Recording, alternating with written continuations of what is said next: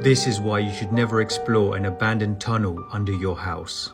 A young couple recently bought their first house. They got it for a really good price because the owners had been missing for the last 12 months and the estate just wanted to get rid of it and move on. And while they'd bought the house under terrible circumstances, they wanted to move on and make the house their own and not think about it. And so the first thing they wanted to do was get the back garden looking nice. There was an old shed at the back of the house that they wanted to get rid of and put a new one up. However, when they took the shed apart, they found a trap door underneath it. This confused them, as they couldn't understand why somebody had built a shed over a trap door, but regardless of this, they set to work on getting it open.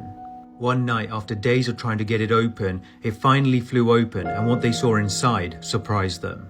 It was a long, dark tunnel leading underneath their house.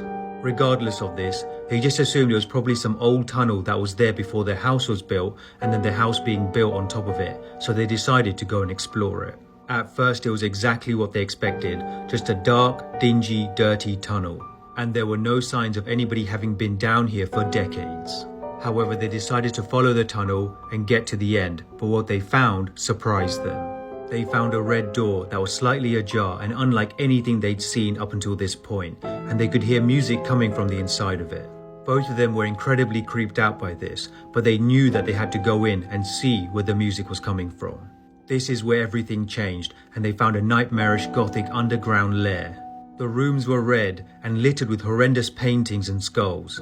And the deeper they went into these nightmarish catacombs, the louder the music got. Some of the hallways had rooms off of them, and they checked them out and found bedrooms, as if somebody was living down here. But they knew that they were getting closer and closer to the music. And that's when they saw him, a nightmarish 6'3" man with a skull mask on. They called out to him to ask him why he was down here, but all he did was grunt faster and louder as the machete by his side began to twitch.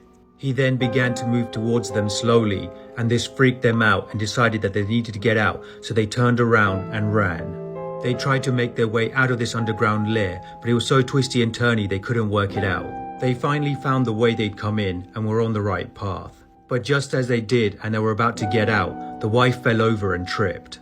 The strange man was gaining on them, and the husband only had a split second to make a decision, turn around and help or run. And so he jumped out of the tunnel and closed it behind him, and built a new shed over it.